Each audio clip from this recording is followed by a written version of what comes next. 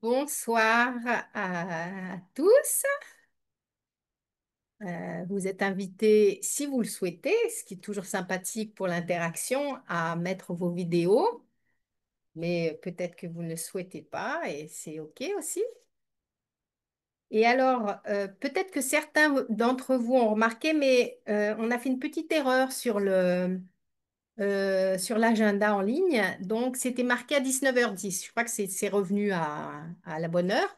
Mais de ce fait, on va commencer par une méditation relaxation qui va donner le temps à ceux qui arrivent de rentrer si jamais on est plus. Et si on n'est pas plus, de toute façon, ce sera bon pour nous pour se préparer et se mettre dans un état d'esprit qui correspond au thème de ce soir. Donc, le thème de ce soir, j'imagine que vous savez le thème qui est le fait d'être une mère pour soi-même. Donc, ce que je vous invite à faire, c'est tout d'abord de vous installer confortablement là où vous êtes et puis de prendre un moment de respiration profonde. Et donc, on va faire une petite méditation qui va durer 5 minutes, un moment de relaxation. Est-ce que le son est bon? J'ai ma fenêtre ouverte. Comme vous le savez, il fait chaud en France. Et est-ce que vous entendez beaucoup de sons derrière moi ou pas? Joachim, tu peux me donner un Ah, ça signal va, par rapport à ça? c'est bien. Non, non, ça va, c'est très bien. Ah, ça dérange pas. D'accord. Merci Fabienne, je vois ton petit mot aussi. Donc, je pense qu'avant tout, ce qui est important, c'est et ben justement, de prendre un moment pour se libérer de l'influence des choses qui sont autour de nous. Donc, alors c'est pas toujours évident s'il fait très chaud ou s'il y a beaucoup de bruit. Tous les signaux que nous captons à travers nos sens. Mhm. Et pour cela, nous allons nous concentrer sur notre respiration et inspirer profondément et expirer avec paix. Donc, et on peut s'imaginer comme inspirer la paix. J'aime bien faire cet exercice, hein, qui est plus une visualisation, mais comme on dit que la nature de l'âme, de l'être, de notre nature profonde et notre essence est celle de la paix. M'imaginer, moi, l'être qui vit à l'intérieur de ce corps, hein, inspirer profondément et de la paix, une énergie de paix, comme si on pouvait, comme si elle était palpable.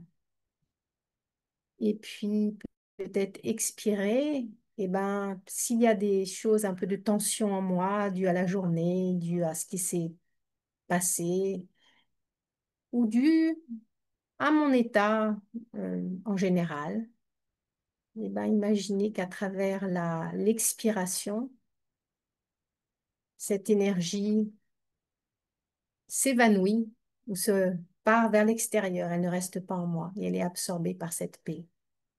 Donc, on va faire ça un petit moment ensemble. Et je voulais juste rappeler, et si ça ne vous dérange pas, puisque vous n'avez pas votre vidéo, je voulais voir l'enregistrement. Joachim, il va avoir lieu? Alors oui, il y a un enregistrement. Par contre, si les gens mettent leur vidéo, on voit personne, hein. On voit que D'accord, l'interview. Voilà, d'accord, c'est très pour bien. Mais rassurer ça, les c'est gens. clair. D'accord, Il merci. n'y a Mhm. personne sur l'enregistrement. OK. À part la personne qui parle. Très bien. À part toi, à part l'intervenante. Voilà. Alors, donc, on revient à notre respiration paisible. Donc, j'inspire. Et vous pouvez garder les yeux ouverts, comme on le pratique dans la méditation du Raja Yoga, ou fermer les yeux pour avoir ce moment plus loin de l'influence des sens.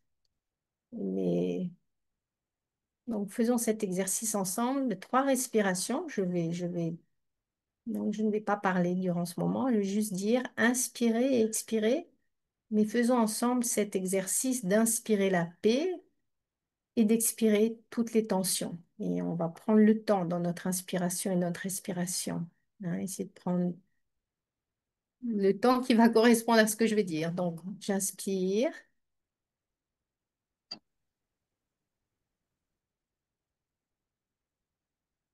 j'expire.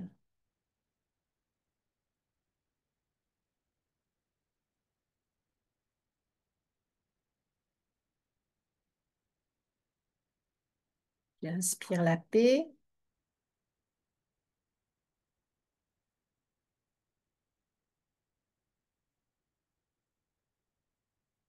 et j'expire les tensions.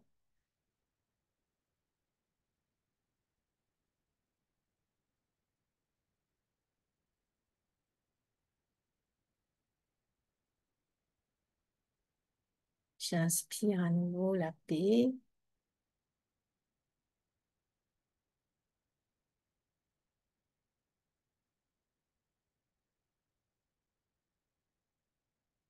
et j'expire toutes les tensions.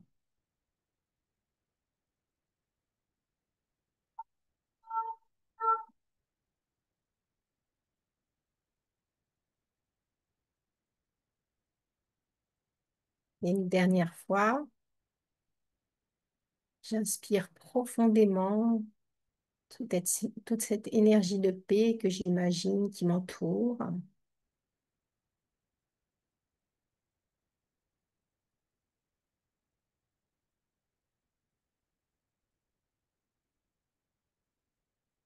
Et maintenant, j'expire toutes les tensions qui peuvent être mentales, qui peuvent être physiques.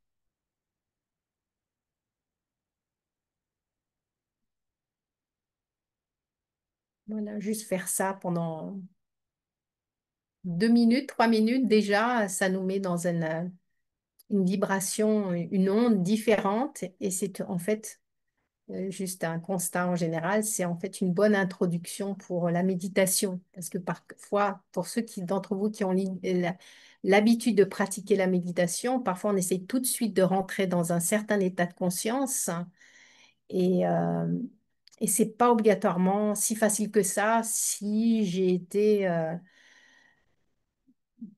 impliquée dans des événements ou s'il y a eu une journée difficile, enfin impliquée dans des événements difficiles ou après une discussion. Donc, et ça, c'est plus ben, la forme de méditation dont on parle, qui est en français, je ne me rappelle plus comment ça s'appelle. Je parle pas assez souvent le français. Mindfulness, je crois que c'est présence, quelque chose comme ça, mais enfin, vous connaissez. C'est le fait d'être dans le moment présent. Alors, le thème de ce soir, c'est un thème qui me touche à cœur. Et je ne sais pas pourquoi vous êtes là. Peut-être certains d'entre vous sont là par habitude, dans le sens que vous appréciez les événements qui ont lieu en ligne. Ou peut-être que vous êtes venu spécialement pour le sujet de ce soir, qui est, donc je le rappelle, être une mère pour le soi. Et parce que je pense que tout commence par le soi. Et ça, on le comprend dans la première relation, avant même, je dirais, d'établir une relation avec un autre être, c'est une relation avec le soi, en tout cas en tant qu'adulte. Et cette relation avec le soi, euh, elle est, elle prend sa base en termes de vie humaine. euh, alors c'est pour ça que j'ai dit en tout cas en tant qu'adulte, parce qu'elle prend sa base pour un bébé dans les bras de sa mère. Elle commence là. Et, euh, et c'est pour ça que l'idée d'être mère pour le soi, ça veut dire que quel est le rôle d'une mère, non? Le rôle d'une mère, c'est théoriquement un amour inconditionnel, un soutien constant et quelqu'un qui nous aide à nourrir, en fait, hein, c'est le mot qui est souvent associé à la mère, à nourrir nos besoins physiques, affectifs, émotionnels. Et si cette nutrition, si cette relation de base est parfaite, et ben, ça crée un être qui est très épanoui, qui a énormément de respect du soi, qui est prêt à affronter les situations du quotidien, mais avec toute confiance. Mais être une mère parfaite, je ne suis pas mère, pas dans cette vie-là. Je crois à la réincarnation, mais je ne suis pas mère. J'ai fait le choix de ne pas être mère dans cette vie-là. Mais j'ai autour de moi beaucoup de mères. Et dans ma famille, c'est une très grande famille. Et puis bon, j'ai des amis aussi. Et c'est pas facile. C'est pas facile d'être une mère, d'être toujours disponible, de pouvoir toujours répondre aux besoins de l'enfant. Et bon, après, il y a d'autres cas, je ne vais pas aller parce que c'est pas le thème, mais c'est vrai que par contre, si on a eu une relation, si on a eu une mère qui malheureusement elle-même avait des problèmes, que ce soit émotionnels, mental ou quoi que ce soit, qui avait des difficultés face à la vie, et ben l'enfant qui a été soutenu par une mère qui est passée par cela, c'est un enfant qui va déjà rentrer dans la vie avec une carence émotionnelle et qui va devoir, durant toute sa vie, faire face à ça, à moins qu'il arrive à l'adresser et à en prendre conscience. Et je pense que, bon, ça c'est les cas extrêmes, mais dans les cas moins extrêmes, qui j'espère, sont les cas de tous ceux qui sont présents ce soir, et même dans un cas extrême, ce qu'il faut apprendre, c'est que même une mère, quoi que ce soit qu'elle fasse, le mieux qu'elle fasse, eh ben, elle fait le mieux qu'elle peut, mais elle n'est pas toujours capable de nourrir tous nos besoins. Et le pire qui puisse arriver, et ça c'est important, je crois que c'est quelque chose maintenant qui est extrêmement connu dans tout ce qui est, il existe tellement de thérapies, mais c'est que si cette relation a été un peu manquante, eh ben, l'adulte, enfin l'enfant qui va se tourner un adulte après, il va créer une relation avec lui-même qui ne va pas être une relation d'amour inconditionnel. Et c'est là où je veux en venir. Parce que une mère, théoriquement, et imaginons qu'une mère parfaite existe, hein, c'est celle qui peut donner un amour inconditionnel et un support inconditionnel à son enfant. Et ce manque d'amour inconditionnel, même sur des petites choses ou un support sur des petites choses qui sont importantes pour l'enfant en fonction de ses besoins, et ben, ça va générer une carence qui va faire que non seulement une carence, mais ça peut aller jusqu'à une forme d'auto-rejection. Parce que le fait que la personne qui est la plus importante dans notre vie, euh, à ce moment-là, hein, qui est la mère, qui est celle qui me nourrit, qui me soutient, qui me prépare pour la vie, si elle n'a pas pu me donner, euh, du fait de ses circonstances personnelles ou de ce qui se passe autour d'elle, ce dont j'avais besoin, ben, je ne vais pas aller l'accuser. Donc, et on sait qu'en général, ce qui se passe, c'est que c'est l'enfant lui-même qui se sent comme rejeté, qui se rejette parce qu'il n'est pas assez bon. Il n'est pas assez bon pour avoir été aimé, il n'est pas assez bon pour... Donc tout ça, c'est connu en psychologie. Et qu'est-ce que ça crée pour nous en tant qu'adultes? Eh ben, ça crée une relation au soi qui n'est pas douce, qui n'est pas emplie d'amour. Ça crée une relation avec énormément d'exigences et beaucoup d'autocritique. Alors, ce que je voudrais parler, c'est en allant dans les deux premiers sujets de façon courte, hein, c'est il y a plusieurs niveaux que la mère, dans un rôle de mère, plusieurs aspects qu'elle va devoir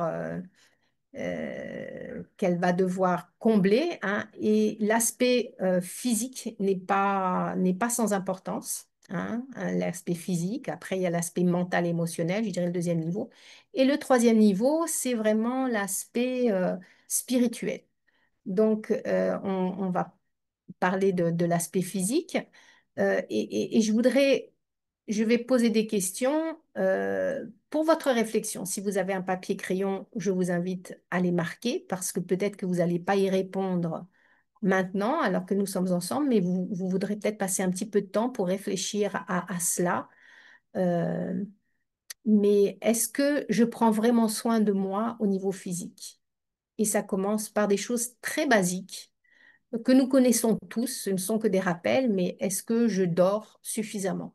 Est-ce que je me donne la permission de dormir ce, le temps dont j'ai besoin? Parce que ça aide énormément, ça a beaucoup d'impact sur sur même notre santé, non seulement physique, mais émotionnelle. Donc, ou est-ce que parfois je me pousse pour une raison ou une autre et je ne me donne pas cette permission. Est-ce que je dors? Qu'est-ce que je mange? Quelle est la qualité des aliments que je mange? J'aime bien penser, c'est une image qui est commune, mais que si je suis l'âme ou l'être vivant conscient dans le corps, euh, parfois on dit que le corps c'est une automobile, c'est une analogie sympathique, mais j'aime bien penser que le corps c'est un temple. C'est mon temple, c'est là où moi, l'être divin, je réside. Et à ce moment-là, si mon corps est un temple, ben, ça veut dire que tout ce qui entre dans le temple doit être de grande qualité.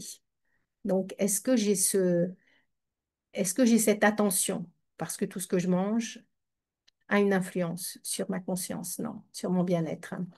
Et puis, ça va sur des choses simples comme est-ce que je fais des exercices? Et je fais que répéter des choses qui sont très communes de nos jours. Est-ce que je bois suffisamment? Parce que ça aussi, ça a énormément d'impact sur le bien-être. Parfois, il y a des gens qui boivent quasiment pas, mais ça ne veut pas dire que non, le corps n'a pas besoin d'eau, hein. Donc, est-ce que je m'hydrate? D'ailleurs, je vais en profiter. Si, je vous invite à faire la même chose si vous avez un verre à côté de vous.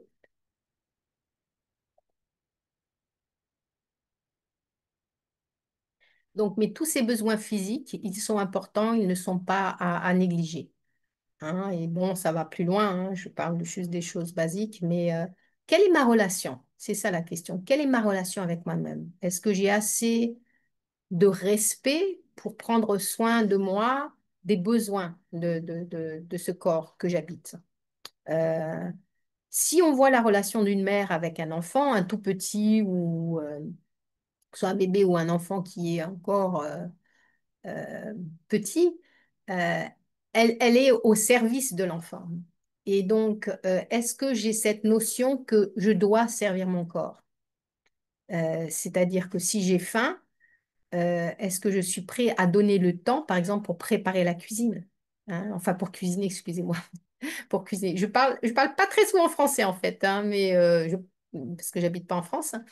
Mais donc, vous m'excuserez pour les fautes de français. Donc, est-ce que je prends ce temps-là, qui est un temps, ou est-ce que parce que, par exemple, j'habite tout seul, je trouve que ça ne vaut pas, ça ne vaut pas la peine. Et c'est pas du tout la même chose de préparer dans le silence, avec amour, ou avec une musique, hein, dans le silence, je dis dans le silence, puis ça va être une belle musique derrière, la nourriture, parce qu'elle s'emplit de l'énergie que ensuite je vais ingérer. Donc, c'est des choses qui sont simples et qui peuvent vraiment faire partie de l'aspect d'être une mère pour soi. Donc, et comme j'ai dit, les exercices, etc. Donc, ça, c'est l'aspect physique et bien entendu, des choses simples, mais qui, pour certains, sont évidentes et pour d'autres ne sont pas. Est-ce que je fais des contrôles, ça dépend de mon âge, mais est-ce que je vérifie que mon corps est en bonne santé au-delà des contrôles des médecins? Et c'est vraiment important de prendre soin de soi et de trouver que c'est pas du temps perdu, mais au contraire, c'est du temps gagné parce que c'est de la prévention. Euh, donc ça, ce serait l'aspect plus physique. Après, l'aspect mental ou émotionnel, la première chose qui me vient à l'esprit, c'est quel est le dialogue que j'ai avec moi-même? Quels sont les types de pensées que j'ai à l'égard de moi-même? Est-ce qu'il s'agit de pensées positives? Est-ce qu'il s'agit de pensées qui me nourrissent, m'aident à élever ma conscience ou à garder une conscience élevée? Ou est-ce que je me parle, il y a une question que j'aime bien, excusez-moi, est-ce que je me parle avec critique dans le sens est-ce que la façon dont je me parle, est-ce que je parlerai de la même façon à mes amis? Et ça, c'est une bonne question parce que je sais que pour avoir déjà posé la question à des gens, euh, il y a beaucoup de personnes qui répondent non. J'oserais pas dire ce que se passe dans ma tête par rapport à moi-même. Je n'oserais pas le dire à des amis. Dans le sens que on a beaucoup plus de un bon ami, une bonne amie, on a beaucoup plus de respect et d'attention et de gentillesse avec cette personne qu'avec soi-même. C'est bizarre, mais c'est comme ça. C'est dû à notre éducation et à notre relation au soi. Et ça, c'est très important de le corriger. Alors, c'est cette voix intérieure hein, dont on parle, hein, dont je parle, ce dialogue intérieur. Quelle est ma voix intérieure?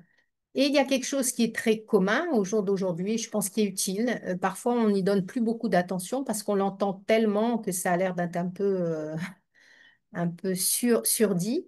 Mais c'est avoir une série. Et là, je vous invite à le marquer aussi et peut-être à réfléchir après à cela. Une série de pensées positives. J'aime bien l'idée de, comment on dit en français, save screen. C'est-à-dire que, vous savez, dans un ordinateur, si vous l'utilisez plus à un moment donné, ça dépend comment vous avez formaté l'ordinateur, mais vous allez peut-être avoir une belle image qui va apparaître en attendant que vous l'utilisiez à nouveau. Donc, c'est quelle est l'image de fond hein, sur l'écran de mon esprit? Et c'est important d'avoir des outils tout prêts pour des moments où je remarque que j'ai une attitude autocritique à mon égard et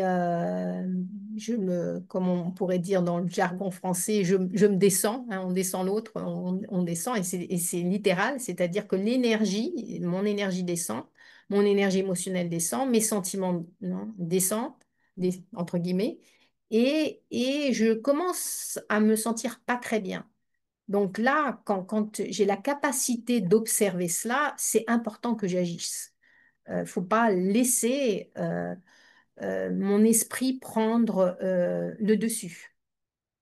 Et je vais après parler un petit peu de cette relation entre l'esprit et l'intellect. Si certains d'entre vous ont pris les cours de Raja Yoga, vous allez comprendre euh, peut-être plus facilement, bien que ce soit un concept simple. Mais donc, de quoi je nourris mon esprit? Parce que ce que je nourris, de quoi j'alimente mon esprit, parce que ce que je crée dans mon esprit, eh ben, c'est ce qui va venir à travers mes mots aussi. Mais avant même de venir à travers les mots, enfin sur la bouche et mes actions, ça se passe là. Et quand quand je n'ai pas une relation bénéfique avec moi-même, une relation d'acceptance, d'amour inconditionnel, eh ben, ce dialogue, il peut être difficile et c'est ma responsabilité. Personne ne peut le faire pour moi. D'arrêter ce fleuve de pensées négatives ou ces nuages, c'est parfois un fleuve, c'est parfois des nuages, et de changer la direction de mon esprit. Et pour ça, les pensées positives sont très utiles. Et à chacun de voir quelle pensée positive je peux avoir. Les pensées positives que je peux avoir, il faut que j'arrive à avoir ce que j'appelle ce safe screen, je ne sais pas comment ça s'appelle en français, si quelqu'un sait, il peut le dire. Euh, cette image, si vous voulez, toute prête, à laquelle je peux faire appel rapidement. Donc, chacun d'entre nous a des besoins différents et on doit se connaître. Il y a des gens qui ont plus besoin de confiance, il y a des gens qui ont plus besoin d'amour, il y a besoin... Et en fonction de mes besoins, je peux créer une phrase et que ça peut être du genre, moi je sais que c'est quelque chose que j'aime bien me rappeler quand j'ai des moments un petit peu difficiles. Et me rappeler, ça commence par me les dire intérieurement, mais après ouvrir un espace pour les sentir, hein, pour les expérimenter, ces phrases, c'est je m'aime inconditionnellement. mais ça pourrait être pour une autre personne qui a déjà beaucoup d'amour du soi, ou peut-être n'a pas ce problème. Ça pourrait être j'ai une confiance infinie. Et en plus, c'est en fonction des moments. Donc, et ça, on peut avoir une petite batterie, entre guillemets, de 5 phrases toutes prêtes qui sont utiles. Parce que la pensée va générer l'émotion. La pensée va donner naissance à l'émotion. Et je sais personnellement que quand j'ai commencé à faire de la méditation il y a de nombreuses années de cela, euh, j'étais dans un état qui était très, je dirais, vide, hein. Et donc, quand je commençais à créer des pensées positives sur moi-même, il y avait une autre partie qui disait, ben non, mais non, mais non, c'est pas vrai. Mais dans le sens, c'était pas ce que je ressentais sur le moment. Je m'aime inconditionnellement, c'était pas ce que je ressentais. Mais c'est une question de compréhension et c'est là où l'intellect a un rôle très important. Nos émotions, nos sentiments, ils viennent de notre... il y a deux options, ça vient, ils peuvent être, comment dire ça, ils peuvent être réveillés par une situation, une scène, quelque chose que je vois, que j'entends, que je mange, que, enfin, par les organes des sens, mais ils viennent aussi d'une réserve intérieure de mémoire, donc qui est due à notre passé, à notre histoire. Et donc, si je vois que je suis en train c'est-à-dire, j'observe que mon esprit est en train de générer des pensées négatives, c'est à moi de donner une autre direction. Et pour cela, c'est important que je comprenne que je ne suis pas mes pensées, que c'est pas parce que je pense quelque chose que c'est la vérité. Et j'espère que c'est clair. Parce que parfois, on prend nos pensées pour une vérité, pour une réalité. Pourquoi? Parce que la pensée va générer une émotion. Et quand je me sens, par exemple, triste, eh ben, je vais penser que je suis une personne triste. Non, je suis un être, j'aime bien utiliser ça, un être spirituel qui est en train de générer une pensée négative. Ah, il y a quelqu'un là. Oui, maman. Oui, maman. Excuse-moi. Oui, pas de problème, ma petite maman. Ben voilà, ma maman, elle a la maladie d'Alzheimer et donc elle oublie tout. Et je suis allée lui dire gentiment que j'avais. Donc voilà. Et donc elle venait, elle ouvrait la porte. Et comme vous avez pu entendre sa voix. Donc comment est-ce que je réponds à cette pensée que je génère, hein, et qui va m'amener dans des émotions négatives? Je peux l'observer. Je peux dire non, c'est pas vrai. Et c'est là le rôle de l'intellect. L'intellect, la partie de moi qui comprend, qui a la capacité d'analyser, de réfléchir. Et c'est là où la connaissance spirituelle est extrêmement importante parce que ça va me permettre de... Il ne s'agit pas de refouler, hein, et ça, c'est une autre partie dont on va parler, hein, que pour la, la santé émotionnelle ou se nourrir émotionnellement, ça signifie aussi accueillir ses émotions. Donc, on les refoule pas, on les accueille, mais ça ne veut pas dire que on se baigne dedans. Et j'espère que vous voyez la différence, hein. Donc, alors ces pensées positives sont très importantes pour commencer à faire un changement dans ce dialogue intérieur. Et ça peut demander du temps, ça peut demander énormément de temps parce que les habitudes, elles sont profondes, elles sont ancrées. Et donc, il nous faut, et c'est nécessaire de comprendre que ça demande une certaine forme de discipline. Une autre chose qui peut aider dans ce cas-là, et que moi j'ai beaucoup utilisé, c'est d'avoir un carnet sur lequel j'écris des pensées positives. Et puis une autre option, c'est d'avoir un carnet ou dans le même carnet, créer un dialogue intérieur entre la partie de moi qui se manifeste, peut-être des pensées négatives, des émotions négatives, et puis, je dirais, l'intellect, la partie de moi qui comprend et qui dialogue avec cette autre partie. Et ça permet de créer une relation complètement différente avec le soi, de faire grandir, d'accueillir ses émotions, de ne pas les refouler, mais en même temps de donner une nouvelle direction à mes pensées qui va faire que je vais créer des émotions différentes, hein, de créer cet amour inconditionnel pour le soi. Euh, c'est quelque chose qui est assez connu, mais les maladies mentales, bon, ou ce qui peut amener une personne à une maladie mentale qui, sans que ce soit extrême, je ne parle pas de, oui, ou plutôt de difficultés mentales, de difficultés émotionnelles, c'est souvent parce qu'on n'a pas accueilli les émotions. Un enfant, par exemple, qui n'est pas écouté par ses parents, qui est ignoré, ben, il ne sait pas quoi faire de ses émotions. Donc, ça crée la honte, ça crée le sentiment je ne suis pas une bonne personne. Et ça, c'est ce sentiment d'insuffisance. Et, euh, et ça demande pas, c'est pas de la maltraitance, c'est juste que peut-être les parents n'ont pas remarqué ou peut-être il n'y a pas la disponibilité au moment où l'enfant avait besoin d'être entendu, écouté.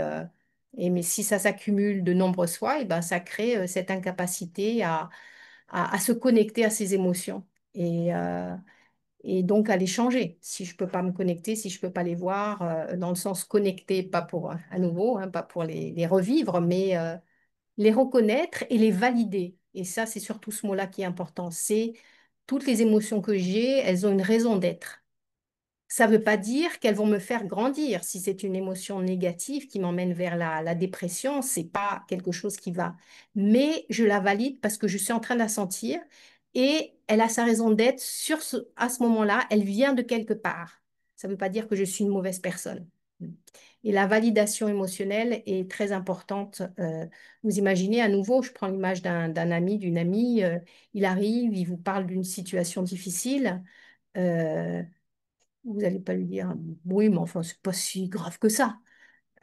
Ou alors, peut-être que si je fais ça, je pourrais repenser ma façon de connecter avec l'émotion négative de l'autre et me dire, tiens, si je lui dis, bah oui, je te comprends tout à fait, euh, c'est pas une situation facile, ça permet à l'autre de se reposer. Et c'est la même chose avec moi. Est-ce que j'arrive à me dire quand il y a quelque chose qui se passe, par exemple une erreur, hein. L'autocompassion est aussi quelque chose de très important. On fait tous des erreurs, on est humain. Bon, même si on cherche à se perfectionner, hein, on sait dans les cours de Raja Yoga, je ne sais pas si vous les avez tous pris, mais on parle de la nature originelle de l'âme. Hein. Donc, on parle de la nature originelle de l'âme et on dit que l'âme, sa nature originelle, c'est une nature de paix, d'amour, de pureté, de bonheur. Donc oui, on recherche la perfection, mais on ne recherche pas l'inhumanité, c'est-à-dire que on a perdu contact avec nos qualités profondes et pour les récupérer, et on a besoin d'avoir beaucoup d'autocompassion de façon à comprendre que on devient pas, on retourne pas à notre état complet en, en 10 jours, en un an, 2 ans, 3 ans. C'est c'est des petites gouttes les unes après les autres.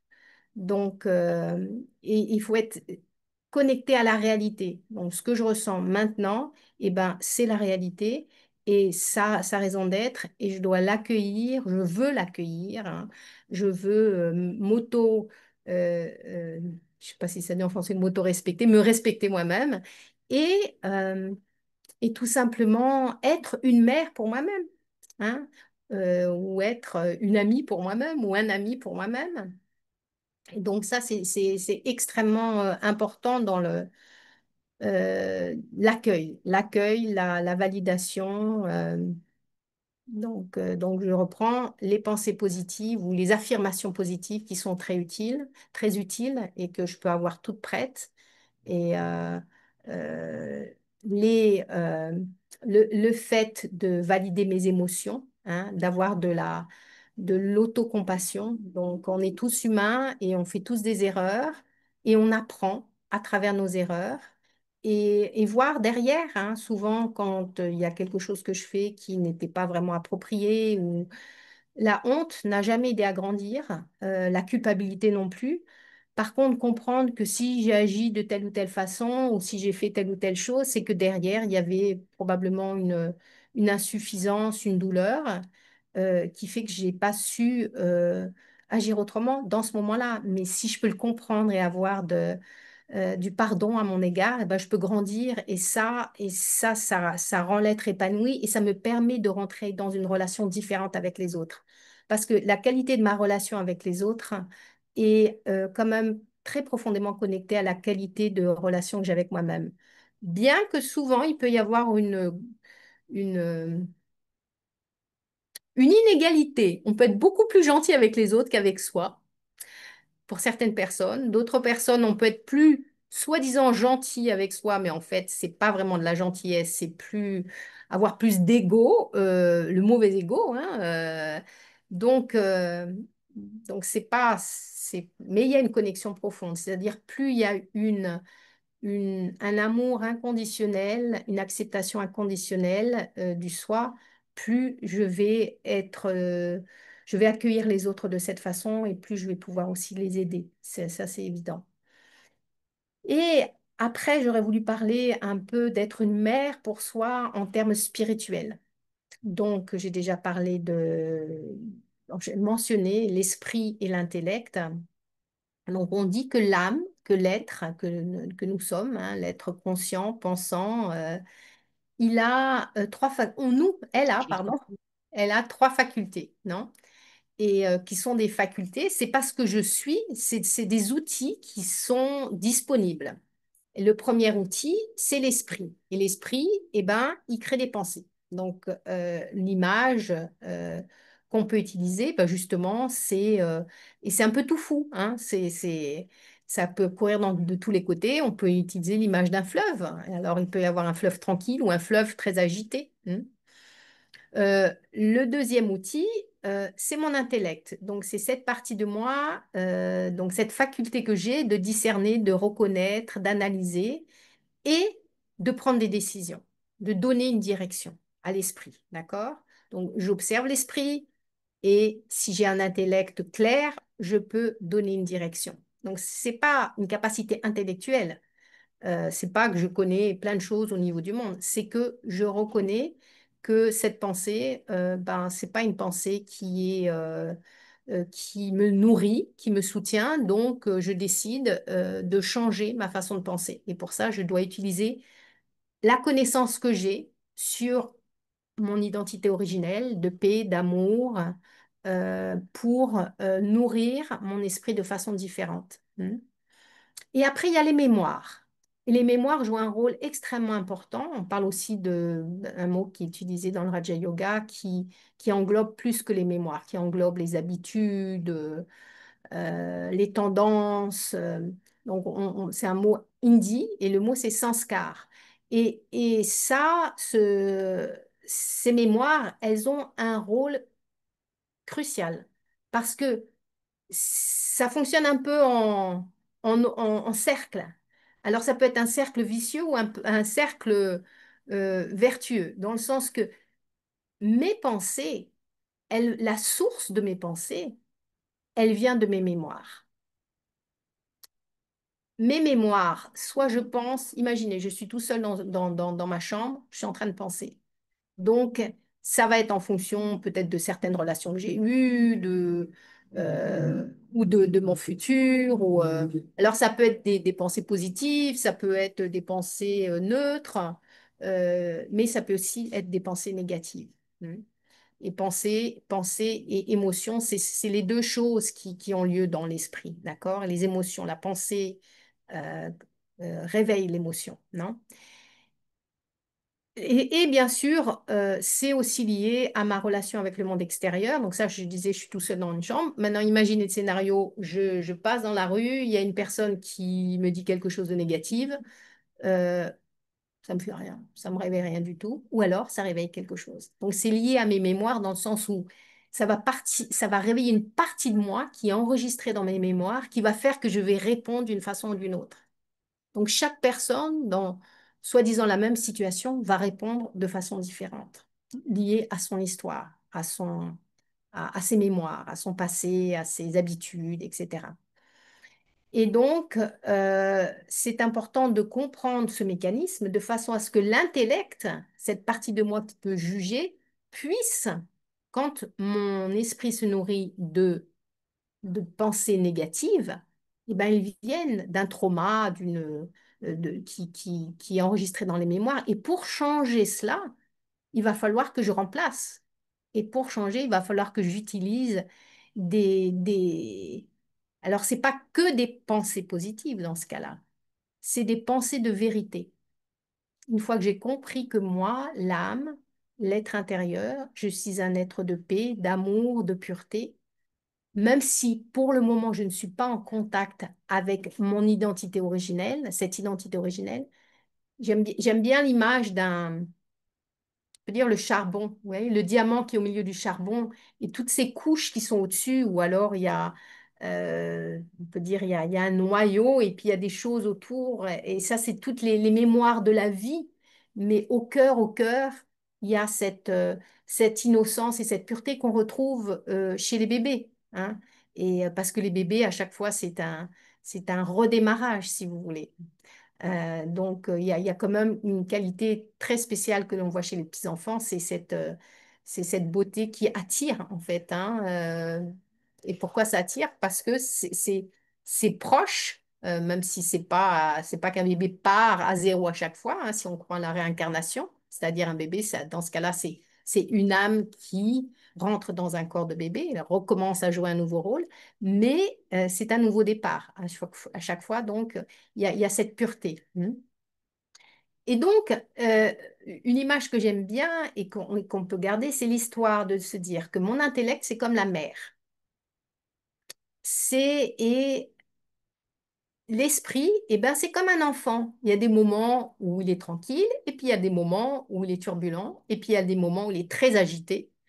Et donc, quelle est la relation que je crée avec cet esprit qui va ensuite, bien sûr, si mon esprit est très agité, très turbulent, eh ben, mon état d'être va pas être très, je dirais, c'est pas positif, mais de bien-être. Donc, si j'ai envie de faire l'expérience du bien-être, c'est très important que j'arrive à changer l'état de mon esprit. Et pour changer l'état de mon esprit, il faut que je le fasse avec douceur. Est-ce que c'est... Vous imaginez une mère, quand un enfant fait une bêtise, et je lui donne une fessée.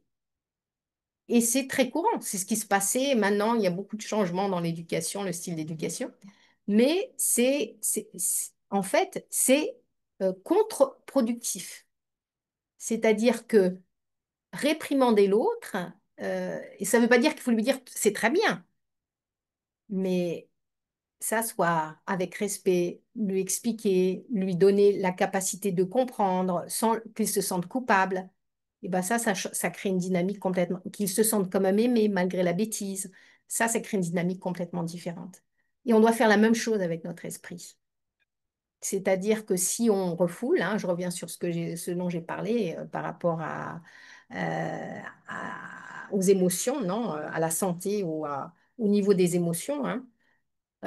Donc, et pour se développer spirituellement, eh ben, je dois d'abord enrichir ma compréhension spirituelle, qui va faire que je vais avoir les éléments pour rentrer en relation avec mon esprit d'une façon différente, hein, parce que ça se manifeste comme ça. Euh, Chaque être, hein, on n'y pense pas obligatoirement, mais quand on rentre en contact avec un autre être, euh, comment ça se passe? C'est une histoire, c'est une question d'entrer en contact de deux âmes, de deux êtres vivants qui ont leur histoire, leur passé, leurs attentes pour le futur, que ce soit un homme, une femme, quelle que soit la couleur de la peau, quel que soit.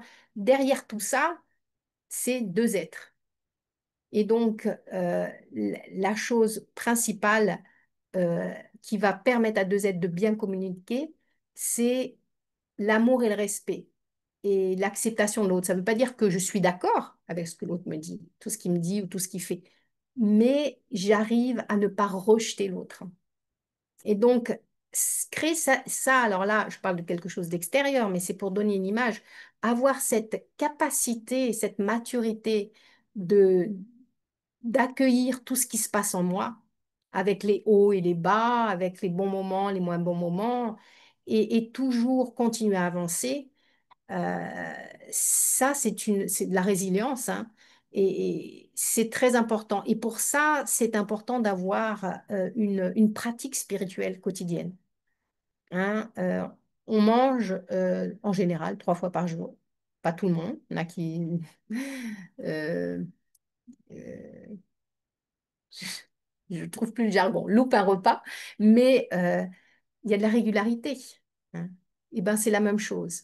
Si je nourris mon esprit régulièrement avec des pensées positives, si je prends du temps, alors quand je suis dans l'action, je peux avoir ces pensées positives toutes prêtes auxquelles je peux faire appel en moment de besoin, mais avoir des moments de méditation, ça, c'est ça qui va nourrir mon esprit. Donc, être une mère pour soi, ça veut dire avoir cette reconnaissance de la valeur de mon monde intérieur et pouvoir euh, nourrir cet esprit et avoir le désir de prendre soin de cette partie de moi. Parce qu'être une mère, c'est prendre soin. Personne ne prendra jamais soin de mon monde intérieur. Et l'attente souvent qu'on a, c'est que quelqu'un d'autre va le faire pour moi. Mais personne ne pourra jamais remplir, par exemple, le vide existentiel. Il n'y a que moi. Par contre, dans la dimension spirituelle, bien sûr, il y a cette notion de la source, de Dieu, de l'énergie suprême, qui, elle, ne se vide jamais et qui est toujours disponible. Et donc, cette relation entre l'être, donc moi, l'être humain, hein, l'être ici, et humain, c'est mon corps, et puis l'être suprême qui, lui, n'a pas de corps, pas d'imitation physique, pas de besoin, je dirais, pas de carence, hein, il n'y a rien qui manque en cette. C'est un océan d'amour, un océan de bonté, un océan de compassion, un océan de force, un océan.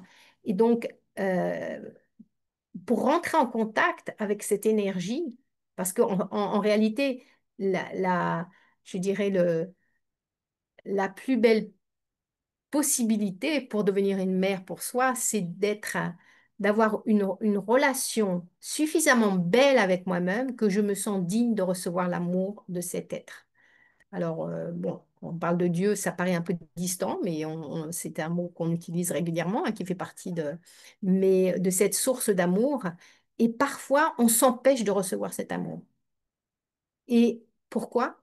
Parce que on est, on est caché derrière, euh, on est en train de se cacher derrière un rideau très fin de honte, de sentir qu'on n'est pas digne.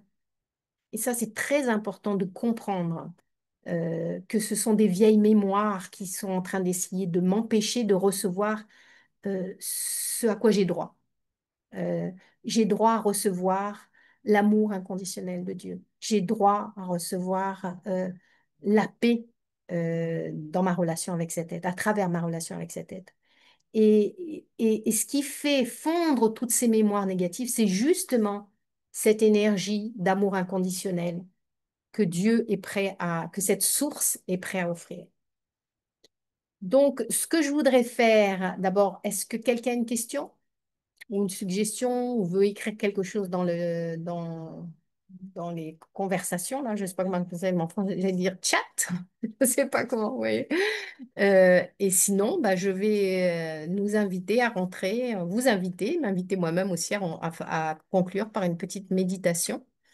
Mais donc, j'attends de voir. En attendant de voir si vous m'envoyez un petit mot, prendre soin, ça commence par prendre soin de soi physiquement, hein, avec tout ce que ça comprend. Euh, Prendre soin de soi émotionnellement, hein, ou mentalement. c'est-à-dire avec des bonnes pensées, mais qui ne sont pas encore complètement des pensées spirituelles, dans le sens qu'ils sont des pensées de bonne qualité, mais quand je dis qu'ils ne sont pas des pensées spirituelles, qui ne sont pas basées sur la reconnaissance que, en fait, je suis une âme, un être spirituel à l'intérieur d'un corps qui peuvent l'être. Quand je dis j'ai de l'amour inconditionnel pour moi-même, je peux être dans cette conscience d'être l'être spirituel à l'intérieur du corps, mais c'est possible que je puisse me le dire plus juste en tant qu'être humain, sans avoir obligatoirement la conscience d'être séparé du corps. Et la différence entre ce niveau-là, qui est mental et émotionnel, des pensées positives ou des affirmations positives, et le spirituel, c'est que j'ai la reconnaissance profonde de ma nature originelle. Et je l'accepte. Je l'accepte dans le sens, je travaille à partir de cette compréhension. Alors, je vois qu'il n'y a pas eu un quelconque commentaire. Donc, eh ben, nous allons faire une petite méditation finale.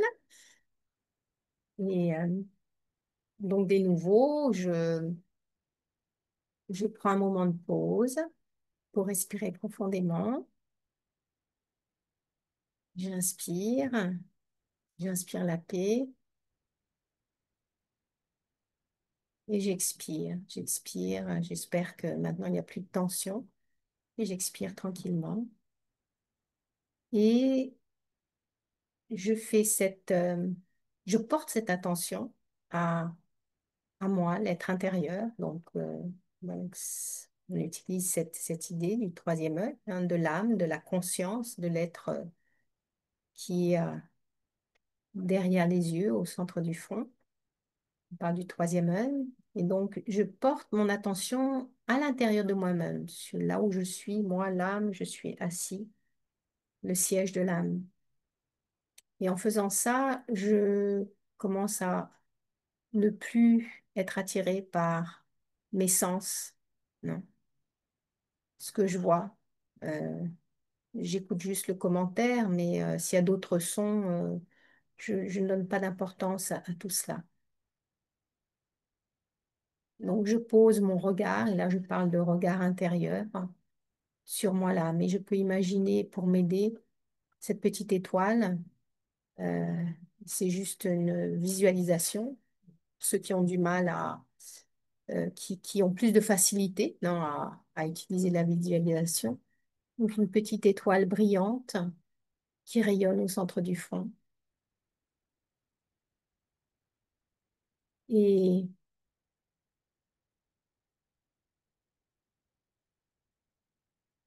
je décide de me nourrir, moi l'âme, avec beaucoup d'amour, de pensées très pures, de pensées très élevées, de pensées emplies d'amour.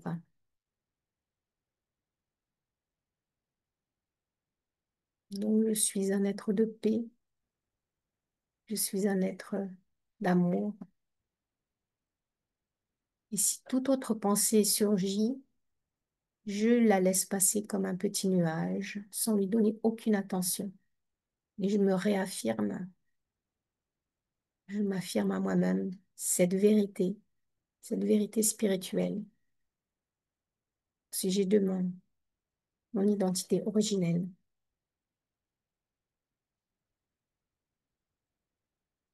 Et je rentre dans un silence c'est-à-dire que mes pensées se calment. Plus je suis capable d'inspirer profondément, de lâcher prise par rapport à tout ce qu'il y a autour de moi et peut-être à l'invasion de pensées un peu inutiles, même parfois négatives. Mon esprit devient plus calme et je peux faire ce voyage vers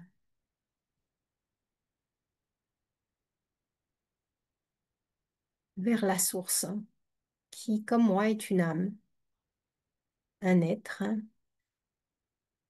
lumineux, mais à la différence de moi, n'a jamais fait l'expérience des limitations physiques et donc n'a jamais été pris au piège de fausses croyances.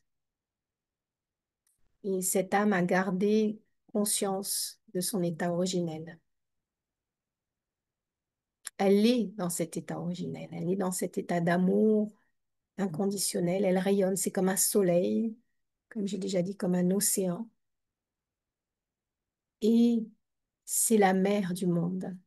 On parle souvent de Dieu comme étant le Père, mais c'est le parent, mère et père, pardon. Donc il peut jouer tous les rôles, elle peut jouer tous les rôles. C'est une âme, c'est un être qui peut être un ami, un compagnon. Et plus j'arrive à m'accepter moi-même, à me pardonner, à reconnaître ma valeur, plus la relation avec cet être sera facile. Non pas qu'il attende cela de moi, hein, mais c'est parfois moi qui attends trop de moi-même. Donc je laisse tomber, je lâche prise par rapport à toutes les attentes et je me laisse bercer par cet océan d'amour, de paix, de gentillesse, de compassion. Et vraiment, c'est cet amour qui est inconditionnel, qui est sans limite, qui guérit, qui soigne l'âme, qui la nourrit profondément.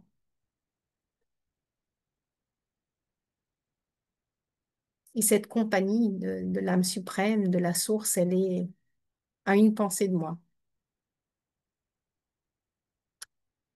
Un ami physique, un parent, un mari, je ne sais pas, un enfant, sont pas toujours disponibles. Mais par contre, cette âme, elle peut toujours être à mes côtés. C'est une question d'attention, de prise de conscience.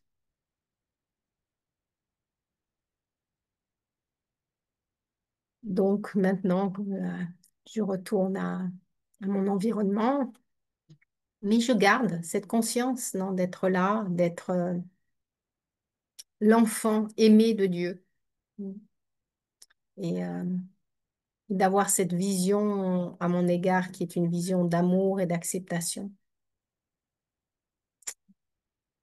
Donc voilà, je vous remercie pour votre présence. J'espère que vous avez trouvé quelques points utiles, intéressants, qui peuvent vous enrichir à pratiquer. Et je vous dis bonsoir et à bientôt. Merci Brigitte. Merci Bonne soirée. bien. Merci bien. Bonne soirée à tous.